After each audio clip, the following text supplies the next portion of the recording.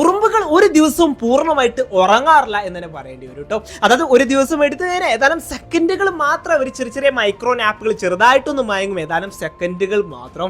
അതാണ് ഉറുമ്പുകളുടെ ആകെയുള്ള ഉറക്കം തന്നെ പറയേണ്ടി വരും. ഉറുമ്പുകൾ കാണാൻ കുഞ്ഞന്മാരാണ്, നമ്മൾ അത്ര നിസ്സാരക്കാരായിട്ടൊന്ന് കാണരുത്, കാരണം ഭയങ്കര ശക്തരാണ്.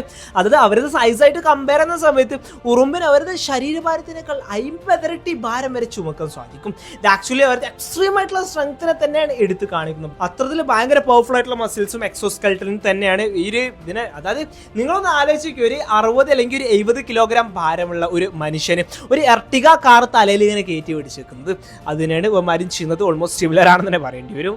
ചില ഇനം ഉറുമ്പുകളുണ്ട്, അവരുടെ സ്വന്തം ശരീരം അവർക്കൊരു ചാവേറ് പോലെ അല്ലെങ്കിൽ ഒരു ബോംബ് ഫിറ്റ് ചെയ്തതുപോലെ എക്സ്പ്ലോഡ് ചെയ്യിപ്പിക്കാൻ സാധിക്കും, അതായത് പൊട്ടിത്തെറിപ്പിക്കാൻ സാധിക്കും. കൊളോപ്സോസിസ് എക്സ്പ്ലോഡർ എന്നൊരു സ്പീഷീസിൽ പെടുന്ന ഉറുമ്പുകൾക്കാണ് ഇങ്ങനെ ഒരു കഴിവുള്ളത്.